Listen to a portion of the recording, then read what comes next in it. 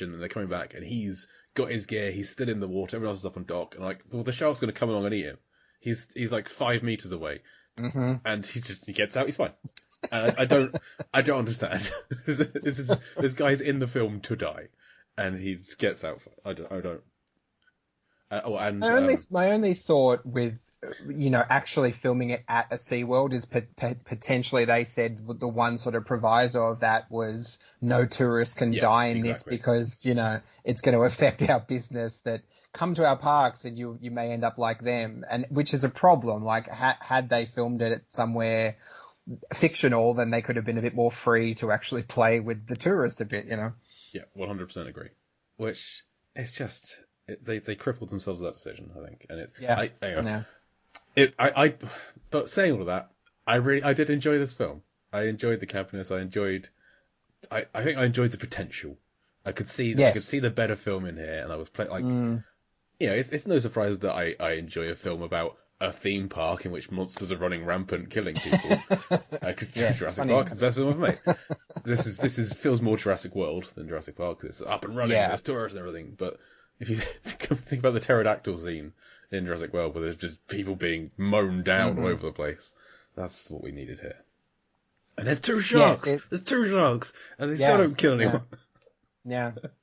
That's why it feels like the Meg, because it's like the Meg had such potential to do things like that, and for some reason decided not to. And I think the Meg was that it wanted a lower classification rating, so it didn't want to completely go there. But with something in the 80s, it's like those sorts of things weren't sort of on people's minds back then. Like, had they decided to really go for it with this sort of murder mayhem, then it could have been that kind of event film that people talk about, rather than people walking out saying, that it has that camp quality and the 3D is terrible, don't go and see it. So that's the frustrating part with this one. Is as fun as it is to laugh about how terrible it is, as you said, like, it could have been something really great, and there are so many possibilities here that all it would have taken was small changes, and it would have been something really great. Even like getting rid of the 3D, not chasing the 3D, because that grinds a lot of the action sequences to a halt, because you have to switch over to these hokey special effects that I'm sure still didn't look good back in the 80s, that really pull an audience out of it, because you're going for that coming out of the screen nonsense instead of just giving us a normal scene. Yeah, completely. Okay, so let's get a bit more into the plot. So, as mentioned, Mike Brody, son of Brody? What's his first name? Chief. Chief, yes. Son of Chief Brody. That's good. This is going to annoy me if I don't look that up now. I should know. Yeah, we both should know.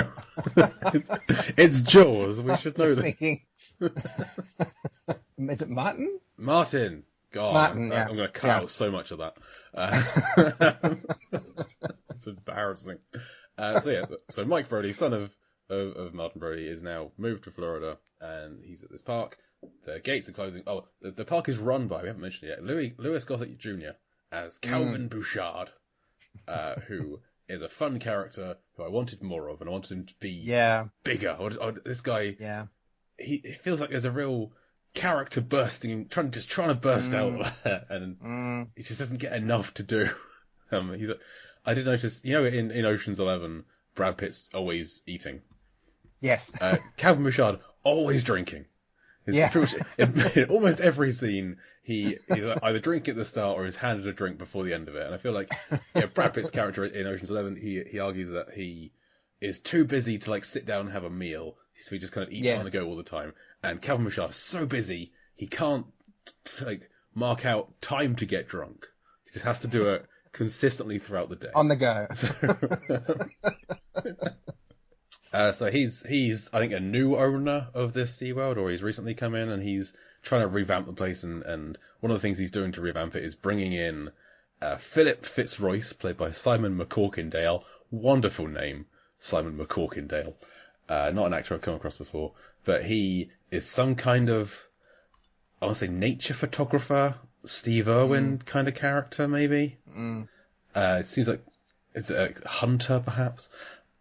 He's coming in for some reason to boost numbers to some kind of attraction, some big opening. He's bought it with his English cameraman, who I assume has a name, but I didn't write it down. I think he's played by P.H. Moriarty. Jack Tate. There we go. Jack Tate is what it says in Wikipedia. So they're coming in. Meanwhile, Shark has swum in through the gates that aren't closing properly. It turns out there's a mother and a baby shark.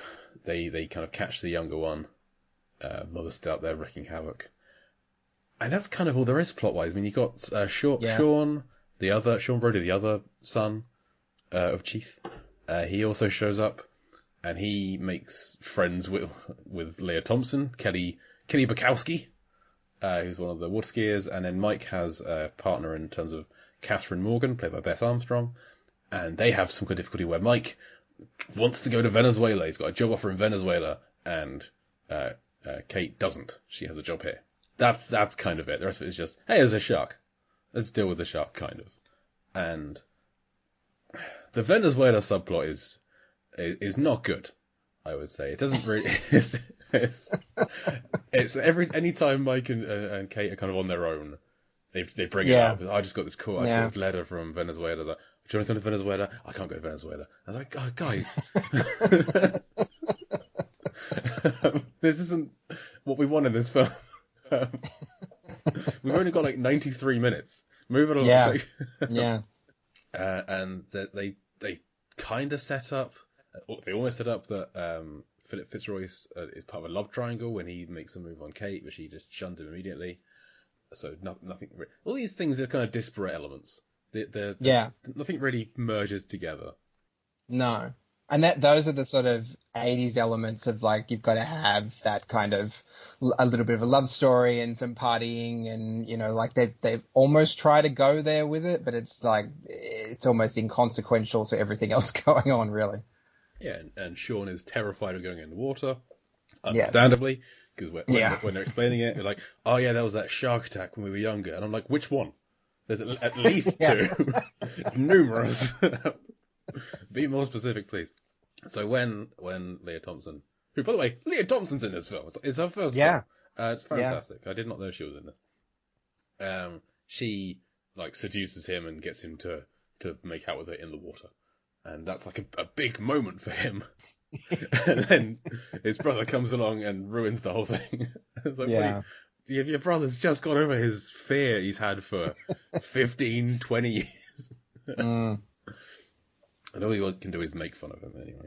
And I think that I kind of was wishing that they'd kind of, you know, if you're going to put the two Brody boys in there, you know, that they could have really been any characters. I guess they didn't really explore their history. It's kind of like just to give you that connection to the other two films, but it's just there. It's not actually really part of the narrative other than their surnames are Brody, and we know that they went through something as kids, and, you know, the PTSD element is sort of touched upon, and then, as you say, he goes in the water and he kind of gets over it. It's like, wow, that's all it took was a pretty girl to get you in the water. That's great. She took her top off, and you're in. Yeah. That's the PTSD treatment everybody needs, apparently. So, yeah, you're right, they could just be anyone. I was kind of thinking, like, if I was Mike, would I want to work somewhere with marine wildlife? Correct. Been through the same kind of things. But then I thought about it, and like there could have been, you know, he's some kind of a technician, engineer kind of guy. He's fixing things. Great. Maybe I've added a whole backstory to this, where he was trying to get a job, couldn't find a job, and then there's a SeaWorld's like, we need a technician. Do you have any relevant experience of marine wildlife that could help you? It's like, yes, actually. As a matter of fact, got very close to a shark numerous times. Because when I was younger looking for a job, I'm an engineer as well, near me is the RNLI, the Royal National Lifeboat Institute, I think it is. And they needed engineers, and I applied for a job for them, and they said, do you have any boating experience? And I don't. But I tried to BS my way into it, of like, oh yeah, my grandparents live on another island, and I've taken a ferry to see them a lot. Was the experience I put down. And strangely, I didn't get an interview. I can't understand it. You got to try these things. It's a good company to work for, here. So that's my logic for how he could have got there. Yeah. he used his trauma rather than fled from it. But one thing I have to commend all of the actors in this is a lot of them seem to do their own stunts. Leah Thompson did her own water. She learned how to be on top of a water ski pyramid. And Bess Armstrong is riding an orca. A couple of times she's feeding them. She's playing with the dolphins. Dennis Quaid does his own jet skiing. Like, it's all they're doing it.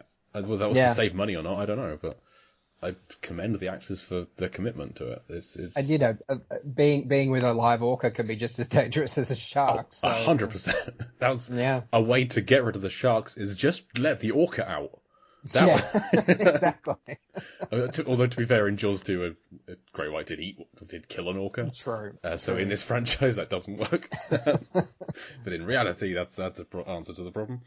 No, but the real hero of this is the Dolphins, which it's such a hugely positive film for dolphins. It really is. But I feel like come the climax, when the people who survive, and they're like, the dolphins, where are the dolphins? One of them's appeared. Where's the other dolphin? And like the final shot is the dolphin leaping out of the water. And like, am I supposed to care about these dolphins? I really don't. They're really banking on you having some sort of connection with dolphins with this movie. Because there's the dolphins save Mike and Kate from when the shark first attacks them at the underwater wreckage. Dolphins appear and they swim them out. Although, like Kate, who is professional dolphin swimmer, is the one who falls off the dolphin and has to swim around and get hurt. This is my problem with the film. Like, Mike Brody is not the hero of this film. Kate Morgan is the hero of this. Absolutely. She's the one who does everything. Yeah. But he's top billed. He's Dennis Quaid. He's the Brody boy. And I feel like they shouldn't be the Brody boys. This should be the Brody boy's girlfriend film. And I actually thought Bess Armstrong is quite good in this film. Great, better than you would ever expect. I think, I don't think I've seen her in anything else, but I've always thought that she's probably the best element of this entire film. I have to agree, and she's not a name I recognise or a face I recognise. No. I'm looking at her CV now, and there's nothing overly familiar on here that I've seen. No, unfortunately, Jaws 3 didn't kickstart her career. No, I mean she's worked consistently. She's still working today, just on TV shows. Yeah. Like she's on 10 episodes of Bosch, a show I've never seen. Oh, okay. 7 episodes of Switched at Birth. 10 episodes of House of Lies. One Tree Hill. Lots of like big TV shows that people out there watch. Just no one on this podcast. I'm glad that she's still working. It's a shame it didn't catapult her into a great career. No. So we mentioned the kind of disparate elements not really merging. The thieves, the two guys who break in the middle of the night to steal some coral. Which is something people do, apparently. Yeah, apparently there's a guy on the black market who will pay them hundreds of dollars for this rare coral only found in SeaWorld. Yeah, apparently, yeah. Not in anywhere else in the ocean, just in this one spot in SeaWorld. Yep. So nobody ever knows these guys are here. They don't encounter anyone. When they first arrived, I was like, one of them's going to die, and the other one's then going to he's going to get stuck somewhere, and they've got to team up with them. No. It's just, it's been 10 minutes since anybody died. We need to kill some people. So these two guys they got blackened faces, but a bright yellow raft, which is just genius. They go out, one guy goes diving for the coral, the other one stays on the surface. The guy diving doesn't come back. The guy on the surface just falls out of the boat. No shark involved, he just falls out of the boat and then taken down. Clumsy. Best bit, the shark takes the boat as well. Comes back up, pops the boat, takes it down, because it's clean. It wants to leave the crime scene bare. No evidence left here at all. Sharks are that intelligent. It's like, I need to remove every trace that this ever happened. I was never here. So that it has nothing to do with the rest of the plot, so that it has no purpose on this narrative whatsoever. Yep.